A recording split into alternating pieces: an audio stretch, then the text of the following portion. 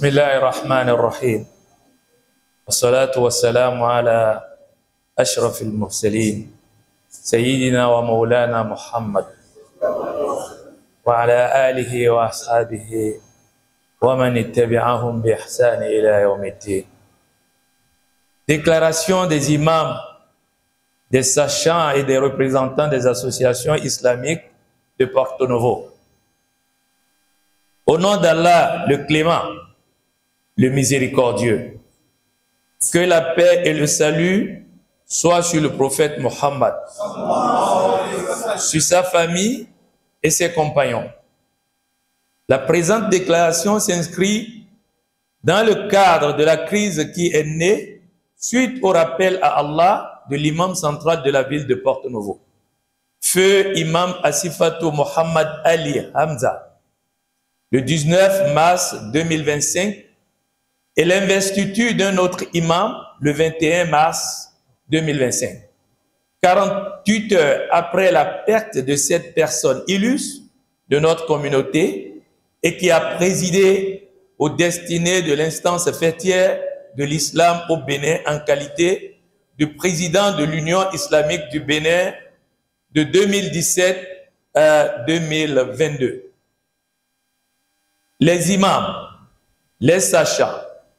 les représentants des associations islamiques réunis à attaquer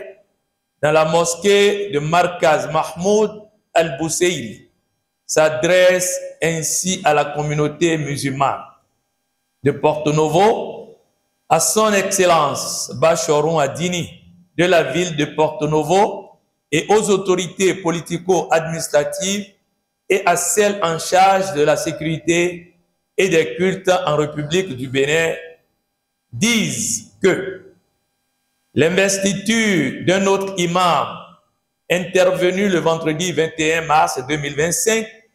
au sein de la mosquée de Porto Novo est contraire aux règles et aux principes pertinents de la jurisprudence islamique. La dite investiture est une atteinte à la mémoire de l'illustre disparu et témoigne d'un manque de compassion envers la famille, les proches, l'ensemble de la communauté et la ville de Porto Novo qui pleure un guide, un sachant et un digne serviteur de l'islam. La dite investiture a créé et instauré un climat de discorde et de mésentente entre les musulmans de Porto Novo. La dite investiture constitue un trouble à l'ordre public de portée majeure parce qu'elle affecte le vivre ensemble et la cohésion entre les composantes de la communauté musulmane de Porto Novo. La dite investiture est contraire aux lois et règlements en vigueur dans notre pays, en ce sens qu'elle porte atteinte à la cohésion sociale. Le choix autoritaire et autocratique du titulaire à la fonction de l'imam central ne peut et ne doit être le fait d'un seul et unique individu. Ce choix doit résulter d'une consultation entre les dignitaires et les sachants de jurisprudence islamique. Le titulaire qui devrait être choisi doit avoir le profil requis pour assurer les charges et doit être de bonne moralité, en ce sens qu'il ne doit pas être un instrument et un instigateur de troubles.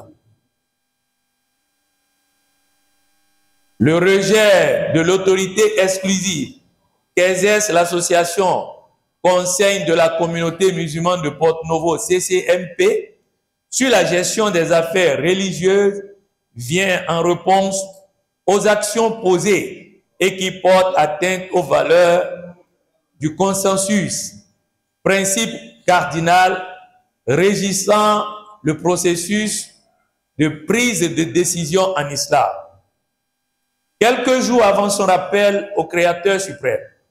l'imam de la mosquée centrale a été affecté par la plaque indicative qui a été affichée et dont le contenu se présente comme suit.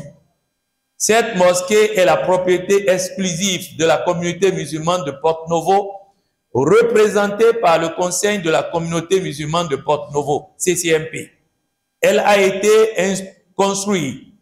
en 2013 par son Excellence le patriarche Karim da Silva, élevé à la dignité de Kamardine II, étoile de l'islam, et intronisé le 3 mai 1982 par l'imam Mujaddiduddin Dammala. Les thèmes rapportés montrent très bien la volonté de cette association de s'accaparer les biens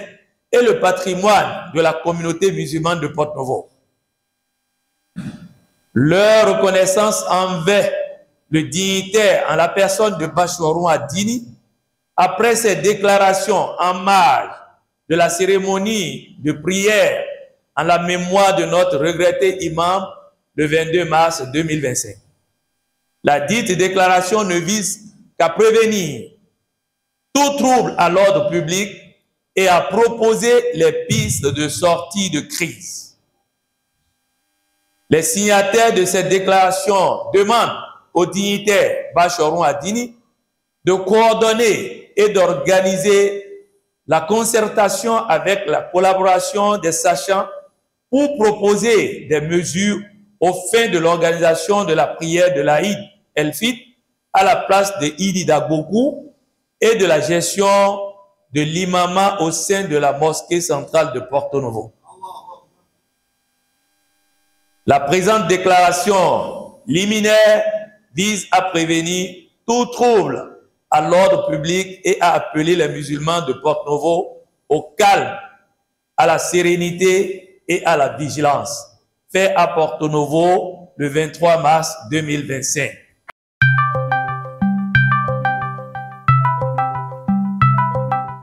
Èyí tí a jókòó sí lónìí gẹ́gẹ́ bí àkọọ́lẹ̀ tí a gbé jáde ní wípé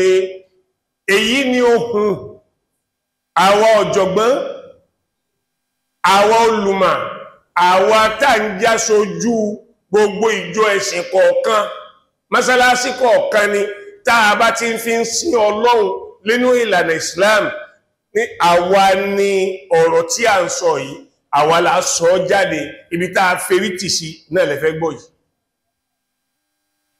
A bẹ̀rẹ̀ lórúkọ Ọlọ́run ọba àjọkẹ́ ayọba àṣàkí ọ̀run kó sì bá ṣèkẹ́ṣèkẹ́ fún Ànábì Muhammad àtàwọn ará ilé ẹ̀ àtàwọn sàhábà rẹ̀ àti gbogbo àwọn tí wọ́n bá tẹ̀lé ládẹ báwa náà ti ń tẹ̀lé yìí títí lọ́dọjọ́ kẹyìn.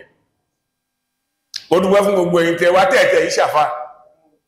ó fi hàn pé ẹ wúlò fún ìsìlámù tó bá dọ̀la. Ìntọ́ adáwa jókòó tá a fi kójọ lónìí, iná ni ìṣẹ̀lẹ̀ tó ṣẹlẹ̀ lẹ́yìn ikú olóògbé ẹni rere olódodo, ẹni tó fi ẹ̀mí ẹ̀ tó fi wéwu, ẹni tó fi ẹ̀mí ẹ̀ fi jà fún ẹ̀sìn Ọlọ́run, fọ́rọ̀ Ọlọ́run lórúkọ gbogbo àwọn ọmọ ìlú Àjàṣẹ́. Lẹ́yìn ikú rẹ̀ ń tó ṣẹlẹ̀ ló bí ọ̀rọ̀ yìí. Ẹ má gbàgbé bàbá wa Déndé ńkọ́, ó kú ó pàdánù kò ráhùn fámílì ẹ̀ mọ́. Erin mímbàrí yìí náà ló ti sọ kalẹ̀ ló fi dẹni tí ò sí láyé mọ́. Bàbá Ìmáàmù Kùzẹ́fà gbà tóhun náà bá ìkú lónìí tó rọ lápá rọ lẹ́sẹ̀ tí ó lè jáde mọ́ kí la fẹ́ ṣe. Àmọ́ alhamdulillah ó gbìyànjú ó tú ọkọ̀ Àjàṣẹ́, ìsìláàmù Àjàṣẹ́ ó tù débi tó lápẹẹrẹ. A rí ọdún kà fún tí ìṣọdún kan ti ṣe méjì, ọdún 8 ló fi rólé, ó wá fi ọdún 13 ó fi gbérí oyè náà tó sì fi ṣe dáadáa. Ẹ bá ń pariwo Ọlọ́run. Bàbá wa jáde láyé ní 19 oṣù kẹta ọdún 2025 tí a wà nú èyí. Èmọ̀ lọ́wájọ́ lójú wa wípé ọjọ́ méjì lẹ́yìn ikú bàbá, lẹ́yìn ikú olóògbé, ọjọ́ méjì lẹ́yìn ikú ẹ̀, káwọn kan tí wọ́n kìí ṣe èèyàn abẹran lára, wọ́n yìí ṣe èèyàn abẹ̀jẹ̀ lọ́rùn, wọ́n ò fira wọn wé wípé bó ti ṣe mí ló lè ṣe ẹ́. Wọ́n wá sọ ikú àgbà ìmáàmù ìlú Àjàṣẹ́, àgbà ìmáàmù ìlú Benin ọ̀tẹ̀ ló sọ ma Àjàṣẹ́ dèrò ẹ̀yìn gbogbo tó bá ti jáde nínú Àjàṣẹ́ òun ni máa ń jó lórí gbogbo Benin bàbá wa yìí sì ti wá pàṣẹ lórí ìjọba ìsìláàmù ìlú Benin olú ẹni bẹ́ẹ̀ wá kú àwọn kan wá kóra wọn jọ wọ́n wá ń jó wọ́n ń juwọ́ wọ́n láwọn joyè lẹ́ẹ̀kan náà àwọn èèyàn ìmáàmù mi ṣé bẹ́ẹ̀ ni máa ń lọ láì sí ìmọ̀ àwọn mùsùlùmí Àjàṣẹ́ tó kù níbẹ̀ ìwọ̀nba àwa tá ń bẹ ní lónìí àpọ̀jù àwọn tí wọ́n jókòó tí wọ́n ṣe wọ́n láwọn èèyàn ìmáàmù tuntun mi àpọ̀jù wọn lọ jọ́nà àwa tá wà ń bí náà ìsọ àwa tá wà níbi ìsìnkú ìmáàmù wa Huzaifa Naam àwa imam àwa olùmọ̀ àwa aṣojú gbogbo tí ń jẹ́ Islam Àjàṣẹ́ lákójọ sí masalasi Markaz Al-Busairi tí bàbá Sheikh Mahmudu Àyìndé ní òní látàrí ìṣẹ̀lẹ̀ tó ṣẹlẹ̀ yẹn ìjẹ ìmáàmù mi yíyan ìmáàmù mi níjọ́ Jímọ̀ tó wá lọ ní 21 mars 2025 abẹ́rí àwa tá kójọ ń bí lónìí à ń ké ohùn wa rárá lọ sọ́dọ̀ bàbá wa olóyè Báṣọ̀run Àdínì Báṣọ̀run Àdínì tìlú Àjàṣẹ́ tí wọ́n joyè Báṣọ̀run lórí bàbá Alhaji Salihu Ọlátúnjí tí ń jẹ́ Báṣọ̀run gbogbo Islam nílùú Àjàṣẹ́ lẹ́yìn wá àgbà náà akégbàǹjarè lọ sọ́dọ̀ gbogbo àwọn aláṣẹ tí wọ́n lẹ́nu ọ̀rọ̀ nùlú wípé tí wọ́n sì lẹ́nu nínú àmójútó bí gbogbo nǹkan ẹ̀sìn ó ṣe máa lọ lórílẹ̀-èdè Benin a pè àwọn náà pé kí wọ́n bá wa dá sọ̀rọ̀ yìí in táwa ń sọ lábẹ̀rẹ̀ síkà yìí yíyan ìmáàmù tí wọ́n yan ìmáàmù tuntun míì ní 21 mars 2025 gbogbo àwọn ọmọ Àjàṣẹ́ tá jẹ́ mùsùlùmí Àjàṣẹ́ akọ́ yán kíkọ̀ tí akọ́ náà akọ́ pẹ̀lú gbólóhùn pé Allahu Akbar akọ́ pẹ̀lú gbólóhùn Allahu Akbar ìmáàmù tuntun tí wọ́n gbé jáde fún wa nílùú Àjàṣẹ́ ní 21 mars akọ́ pé akọ́ ẹwí lẹ́mẹ̀ta ẹwà pé Allahu Akbar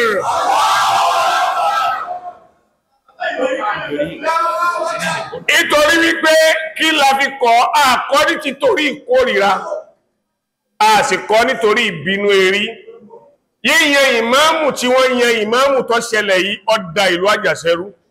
ó sì fẹ́ dá èdè àìyedè sáàrin àwọn ọmọ ìyá ọmọ bàbá tá a jẹ́ mùsùlùmí nínú ìlú Àjàṣẹ́ ó sì lè dá wàhálà alẹ̀ tí ó di pé a máa bára wa jà tó ṣe wípé àní gbọ́hùn ara wa ẹ̀mí lè lọ sí wàhálà lè ṣẹlẹ̀ ń bẹ̀ ọmọ ìyá lè kọra wọn ọmọ bàbá lè kọra wọn ọkọ pẹ̀lú ìyàwó lè kọra wọn kírú eléyìí má bàa wáyé kírú ẹ̀ má bàa ṣẹlẹ̀ láfi ké gbàǹjarè sọ́dọ̀ gbogbo àwọn àgbàlagbà tí wọ́n jẹ́ aṣojú náà ọ̀nà tí wọ́n tún wá gbà tí wọ́n fi yan ìmáàmù tuntun míì yìí ní Vendredi tó wá lọ yìí kò lọ ní ìlànà ìsìláàmù rárá ìsìláàmù ọ̀lọ́wọ́nú ẹ̀ kọ́dà tá bá gbófin ìsìláàmù lè lérí kò ṣiṣẹ́ ìdínú ta tún fi kọ́ ipé èèyàn kan ṣoṣo nínú ìlú kó máa wá rìn kó máa yan kó máa pera rẹ̀ ní olóhùn agbóhùnsọ agbọ̀rọ̀sọ tó ń bá ti sọ iná lè abẹ́gé ẹlòmí ò lè yí padà mọ́ nínú ìsìláàmù Àjàṣẹ́ àfẹ́ rí mọ́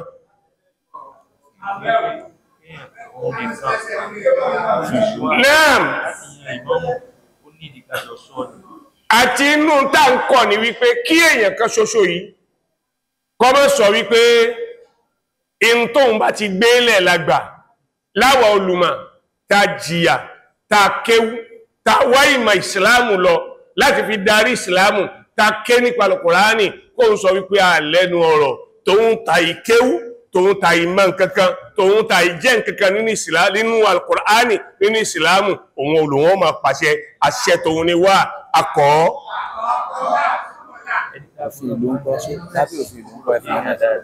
lábẹ́ òfin à ń bọ̀ ń bẹ̀ ẹni tí a bá fẹ́ yàn ipé òun ni ó jẹ́ imam tó jẹ́ wípé aṣáájú rere ni tí ó máa jẹ́ ìmáàmù central gbogbo ìlú Àjàṣẹ́ ó gbọ́dọ̀ jẹ́ nire kò gbọ́dọ̀ sínú ọ̀tẹ̀ kò gbọ́dọ̀ bá wọn lọ́wọ́ nù wípé a ṣàbòsí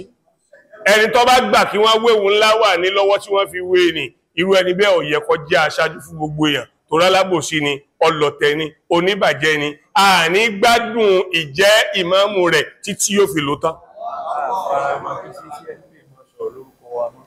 inú tá a tún kọ̀ tá fi ń pariwo ìgbìmọ̀ tí wọ́n pè ní CCMP tí wọ́n láwọn láláṣẹ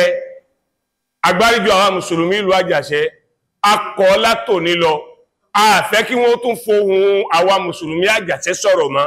ọ̀rọ̀ ara wọn ni wọ́n ń sọ kìí ṣe ohun tiwa tó bá jóhun tiwa ni wọ́n gbọ́dọ̀ nímọ̀ràn pẹ̀lú wa kí wọ́n tó yan ìmáàmù mi inú àdánwò tó tún ṣẹlẹ̀ bí wọn bá tẹ̀ gún bàbá lọ́bẹ̀ ojúkorojú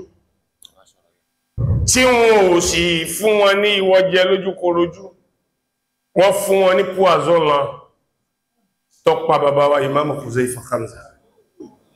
fi wéra rẹ̀ wò tó bá jẹ́wọ̀ bóòlò bá ti ṣe wọ́n á lọ gbé pláàkì míì jáde tuntun kan wọ́n tún gbé sára mọ́sálásí tí wọ́n kọ́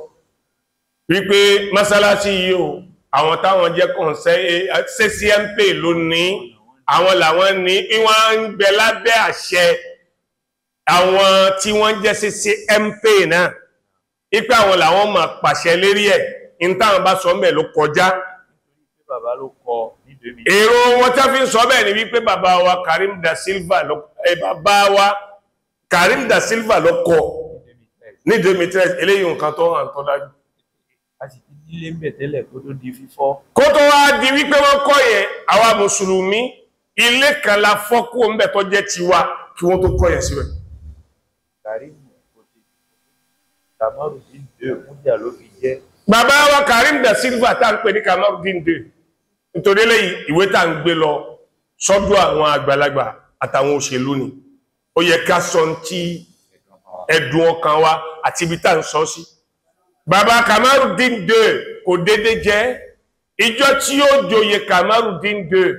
inú àwọn ìmáàmù náà kan náà tí wọ́n lẹ́nu ọ̀rọ̀ níwájú rẹ̀ mọ́ lónìí àwọn ni wọ́n gbé orúkọ ní jáde tó sì fi joyè náà ní ọdún ní 3 Mai 1982 ìmáàmù wa tó sì fi wọ́n joyè náà jọ náà bàbá wa Mujaddiduddin Damala ni ọlọ́jà kí á mọ̀ ọ̀dà fún wa. Báwo lẹni tí ìmáàmù fi joyè tó lè wá padà? Ẹ̀dẹ́kùn ẹ̀yin ọmọ ẹ̀yà wa ìmáàmù ló lè pronounce tó bá rọrùn ní àwọn náà ló yẹ kó jáde sójú gbogbo ayé jọ́nà pé èmi ní Kamarudin de àmọ́ ó rí pé tóun bá jáde kò lè lọ ìmáàmù lọ padà sọ ipé àṣẹ ní látọ̀dọ̀ aṣáájú ẹ̀sìn kí ló wá dé tẹ́ni táṣáájú ẹ̀sìn fi jẹ àwọn aṣáájú ẹ̀sìn náà tún wá wúlò lọ́dọ̀ ẹ̀ mọ́ wọ́n di ẹni abẹ́ bàtà ẹsẹ̀ tí wọ́n lè gbérí mọ́ àwọn nǹkan ẹni kìí ṣe tó dùn mọ́ wa tí a sì fẹ́ tí a fẹ́ kọ́ kírú ẹ̀ mọ́ wáyé mọ́ tá a bá fi ń sọ gbogbo ẹ̀yin aṣáájú rere ọlá pé a fẹ́ kí ìlú ọ̀dàrú a fẹ́ kí ìlú bàjẹ́ iná la fi ń gbé ohùn wa sókè kẹ́dákun kẹsíjú àánú ìsìlámù ló Àjàṣẹ́ inú àwọn tá ń kégbè lọ pè yí bàbá wa Báṣọ̀run Alhaji Saliu Látúnjì ìjọ àwọn ti joyè lájúwọ́jú sẹ́lẹ̀ pé Báṣọ̀run ni wọ́n a sì tẹ̀lé wọn gbà fún wọn àtakò wọn gbogbo tí wọ́n sọ ní ìjọ ní àná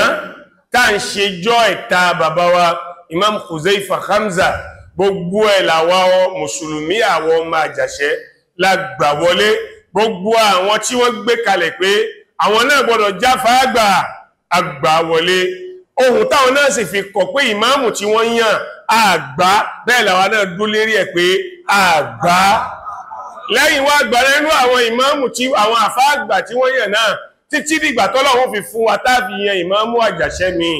ọ̀kanú wọn ni ó dìde ni ó dúró ni ó kìídì fún wa ní ọjọ́ ọdún ààwẹ̀ tí ń bọ̀ yìí ọ̀kanú àwọn àfá àgbà mẹ́tẹ̀ẹ̀ta ni ó kírun yídì fún wa èyí tó bá kọ̀ tó lóhun ò ní èyí tí wọ́n bá lóhun ò ní gbà kí n tí bá Ṣọ̀run sọ yìí ọṣẹ irú àwọn tó fẹ́ dá wàhálà lẹ̀ ọdún ààwẹ̀ yìí sì ṣe ń tà lè fi ṣe wàhálà láti lè fi ké pé gbogbo àwọn tí wọ́n já ṣáájú pé ẹ dákun ẹ má jà tó ń bá a débi pé a tún máa bẹ̀rẹ̀ sí lẹ́ra wa lóko lọ́jọ́ ọdún Ramadan a máa wá nara wa lọ́jọ́ ọdún Ramadan a máa ṣára wa lọ́gbẹ́ lọ́jọ́ ọdún Ramadan kírú ẹ̀ má bàa wáyé ẹ dákun bẹ́ẹ̀ bá ti gbọ́ ìgbé wa àti ìgbóhùnsókè wa ẹ dìde sí kẹsì ṣiṣẹ́ lérí ẹ̀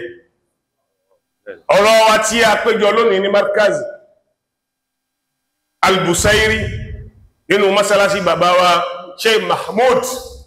lé lórí lónìí tí ń jẹ́ 23 mars 2025 òun lẹ́gbọ́ ni nítorí bẹ́ẹ̀ a máa retí èsì látọ̀dọ̀ yín àti pé ìgbésẹ̀ tẹ́ gbọ́dọ̀ gbé tí ó dùn máa wọ ọmọ ìlú àtàwọn mùsùlùmí òun la retí. Wassalamu alaikum wa rahmatullahi wa barakatuh.